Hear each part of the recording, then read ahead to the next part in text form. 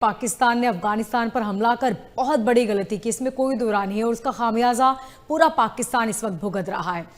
Trump भी इस जंग में दखल दे रहे हैं। उन्होंने कहा कि दोनों देशों के बीच अगर हालात बिगड़ते हैं तो वो इसमें इंटरफेयर करेंगे, वो चुप नहीं बैठेंगे। देखिए, ये सारी लड़ाई जो अगर आज जो मैं एक हाइपोथेसिस हमेशा देता था, मैं कहा ये ट्रंप के कहने पे हुई, ये ट्रंप की लड़ाई, मुल्ला मुनीर तो किराए का जहादी जो लड़ रहा है।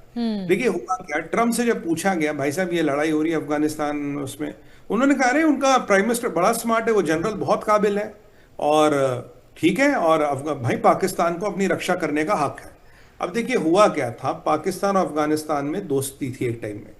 तहरीक तालिबान कुछ तरीकों से खुश नहीं होता था पाकिस्तान की सरकार के, भाई तुम्हारे तरीके नॉन इस्लामी है, तुम अमेरिका के गुलाम हो, उनके जूते चाटते हो, यहूदियों को हथियार बेचते हो, जो सच है।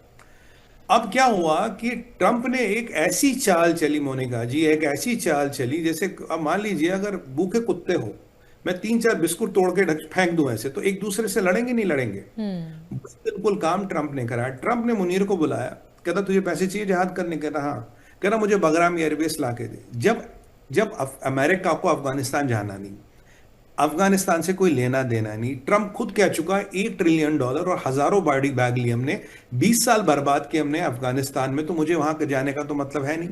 पर जब अमेरिका निकला, आप देखिए तालिबानियों ने अमेरिका की ऐसी तैसी कर रही थी, काफी कैजुअलिटीज हुई, काफी लोग मारे गए और अमेरिका की बदपिटी पूरी दुनिया में, यार तालिबान ने तुम्हारा यह हाल कर दिया।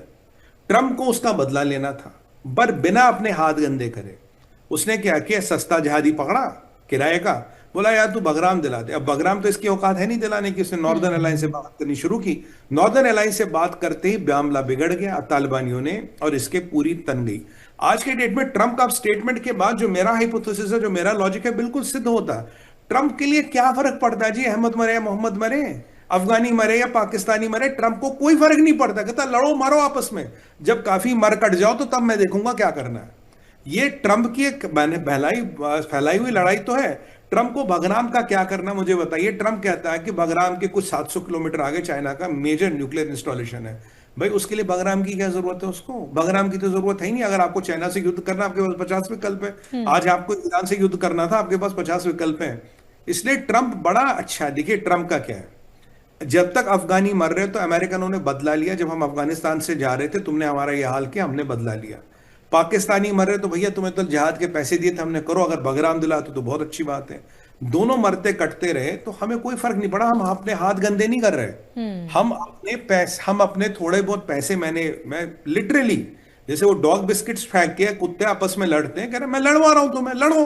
और भाई मुसलमान मुसलमान को मारा तो ट्रंप के बाप का क्या जा रहा है, ट्रंप तो कह रहा लड़ो, मुसलमान मुसलमान को मार रहा, अच्छी बात है, लड़ो, रमजान के महीने में हो रहा, लड़ो।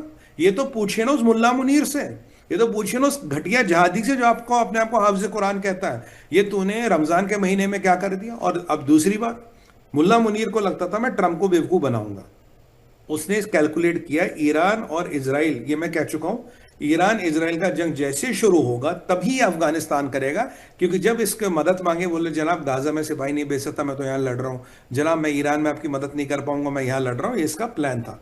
और आप देखिए टाइमिंग देखिए, ठीक उसके 48 घंटे पहले उसने अपना ये काम कर दिया, उसने अपना यहां जंग शुरू कर दी। बट ट्रंप भी बड़ा शाना है, ट्रंप को पता है कि मैं जंग रोक के क्या करूंगा, मुझे क्या मिलना है। भाई अफगानिस्तान कमजोर होता मेरा बदला पूरा हो गया, पाकिस्तान कमजोर होता तो कोई बात नहीं, अगर पाकिस्तानी मेरे लिए बगराम नहीं ला सकते तो मरो, पैसे लिए हैं तुमने, मरो, मेरे को क्या फर्क पड़ता है। ये सारी जंग जो ये कल कह रहे थे ना पाकिस्तानी जी, हिंदुस्तान का फितना, फितना एक और इजराक की साजिश, हिंदुस्तान का प्रॉक्सी, मैं कहता हूं तुम शर्म से मरो पाकिस्तानियों। अगर तुम में गैरत है तो उस कराची के समुद्र में जाके कूद कूद के मर जाओ। आज ट्रंप ने खुद कहा लड़ते रहो मरते रहो, मेरे बाप का कुछ नहीं जाता, मैं इंटरवीन नहीं करूंगा, जब तुम काफी सारे मर कट जाओगे तब मैं देखूंगा क्या करना है।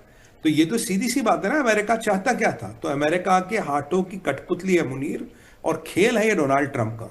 यहां वो ईरान को ठोक रहा है, यहाँ अफगानिस्तान पाकिस्तान आपस में एक दूसरे की ऐसी तैसी कर रहे हैं। और अफगानियों ने कल बिल्कुल क्लियर बोल दिया हमारे भारत से अच्छे संबंध है, इसका मतलब नहीं वो पाकिस्तान के अगेंस्ट है, हमारे भारत से संबंध है, पाकिस्तान का उससे कोई लेना देना नहीं, पाकिस्तान से तो हमारी अपनी अदावत है, अपने मसले। कल इन्होंने कहा जी हमने 271 जहादी मार दिए, हमने 115 तोपें गिरा दी, हमने ये कर दिया, हमने वो कर दिया, अगर अब हम जवाब देंगे। तो ये पाकिस्तान अफगानिस्तान वाली लड़ाई केवल अमेरिका के या रशिया या चाइना के इंटरवेंशन से रुक सकती थी। देखिए, रशिया ने एक बार बोला, वो चुप रह गया, चाइना बोल नहीं रहा, अमेरिका ने तो बोला लड़ते रहो। यहाँ ईरान वाला मसला भी शुरू हो गया। अभी तो मुल्ला मुनीर को जो ईरान पे बमबारी होगी उसके लिए अपने रनवे देने पड़ेंगे, अपना एयर स्पेस देना पड़ेगा, ये सब देना पड़ेगा। और ऐसे में मोनिका जी, एक बात हमारे दर्शकों को बिल्कुल क्लियर समझनी चाहिए, जो मैंने क्लियर कहा था। आपने मुझसे प्रश्न पूछा 2 दिन पहले, सुमित जी अगर मोदी जहां वहां जाएंगे इजराइल तो वहां के पीस की बात करेंगे? मैंने कहा बिल्कुल नहीं करेंगे। मैंने कहा इजराइल जाने का उनका ऑब्जेक्टिव बिल्कुल डिफरेंट है। और मैंने एक लाइन कही थी, अब ये देखिए, मोदी जी को इजराइल से आए 48 घंटे नहीं हुए, 48 घंटे से पहले बड़ा युद्ध हो गया। और मोदी जी ने वहां क्या कहा खड़े होके? हमारे प्रधानमंत्री ने वहां खड़े होकर क्या कहा, छाती ठोक के, I am with you now and here after, मैं आपके साथ अभी खड़ा हूं और इसके बाद रहूंगा। यानी कि ये सबसे बड़ा क्लियर जियोपॉलिटिकल इंडिकेशन था कि युद्ध शुरू होने वाला है। और मोदी जी ने कहा मैं तुम्हारे साथ हूं, तुम्हारे देश में हूं, तुम्हारे पार्लियामेंट में हूं, सनातनी तुम्हारे साथ है क्योंकि तुम हमेशा हमारे साथ खड़े रहो और हम तुम्हारे साथ अब आने वाले समय में रहेंगे। मैंने क्लियर बोला था हर टीवी चैनल पर, हर यूट्यूब चैनल कि भारत ने अपना साइड ले लिया है। मोदी हैज डिसाइडेड कि भारत कहां रहेगा, किस तरफ रहेगा, और भारत ने अपना साइड ले लिया है। मैं आपको इसका एक लॉजिक भी बताऊंगा। कारण क्या है मोनिका जी? देखिए, जब ये युद्ध खत्म होगा इजराइल को नुकसान होगा, मान के चलिए अच्छा खासा, अमेरिका को भी नुकसान हो सकता है अच्छा खासा, पर जीतेंगे यही लोग। बट इसमें क्या होगा, जब ये पूरा मिडिल ईस्ट में आग फैलेगी, युद्ध के परिस्थितियां बढ़ेंगी, तो कहीं ना कहीं एक इस्लामिक वर्ल्ड में मिडिल ईस्ट में इजराइल का बहिष्कार करने की टेंडेंसी होगी। वैसे ही काफी कतर वतर ने काफी पैसा फूक रखा इस चक्कर में, भाई ये सब करे, इजराइल का बहिष्कार करो, ये करो। यूरोपियन यूनियन वालों का भी दिमाग खराब होता है, तो उनको ट्रंप ने कल बताया इनके पास रॉकेट है, तुम्हें भी टारगेट करेंगे। उसके बाद आप देखिए मोदी की, यहां देखिए दूरदर्शी नजर, मोदी जी क्या करने गए थे इजराइल? आप बोलेंगे 16 एमओयू साइन करने गए थे, 27 एग्रीमेंट साइन करने गए थे, 42 पेज का ज्वाइंट डिक्लेरेशन करने गए थे? नहीं, वो वहां गए थे इजरायलियों को इकोनॉमिक इंश्योरेंस देने।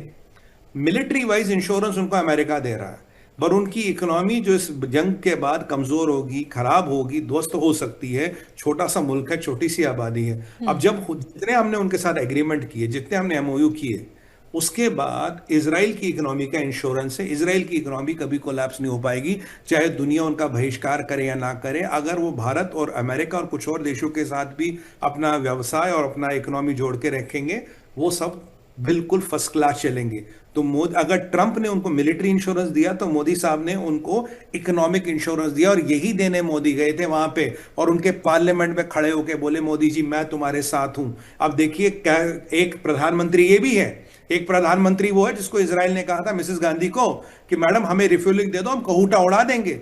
उन्होंने कहा नहीं नहीं नहीं, यहां मत आना भैया, यहां मत आना, हमें डर लग रहा है। देखिए फर्क कितना है राष्ट्रवाद में और डोंग में, फर्क कितना है जो भारत के लिए सोचते हैं। आज जो भारत खुल के खेल रहा है, मैं आपको शुरू से कह रहा था कि भारत की विदेश नीति बदल गई है। वेनेजुएला में भारत कुछ नहीं बोलेगा, ईरान को लेके भारत कुछ नहीं बोलेगा, हमें कोई मतलब नहीं, हमें अपना हित देखना है, हमें अपनी चीजें देखनी है। अगर ये हमास वाले पीओ के आ सकते हैं और ईरान इनके लिए रास्ता खोल सकता है, तो हमारे लिए भी हर विकल्प खुला है। अगर हिजबुल्लाह पीओ के आएगा और पाकिस्तानियों के साथ गुलछर्रे उड़ाएगा और हमें मारने और काटने की धमकियां देगा और प्लानिंग बनाएगा, तो हमारे पास भी हर विकल्प खुला, हम उसका समर्थन देंगे। जो इनके सरों पे यमराज बन के नाचेगा वो है इजराइल, वो है अमेरिका, और हमने इनका साथ दिया है। और मेरे को बड़ा गर्व है, हमारे प्रधानमंत्री वहां गए इजराइल की धरती पे, उन्होंने मां भारती की शेर की तरह ललकारा है, हाँ हम तुम्हारे साथ है, और अब नहीं और आने वाले समय में भी है। ये है मोदी, ये है मोदी की ताकत, और ये है नया भारत जो सामने से अपने दुश्मनों को चुनौती देता है। बिल्कुल।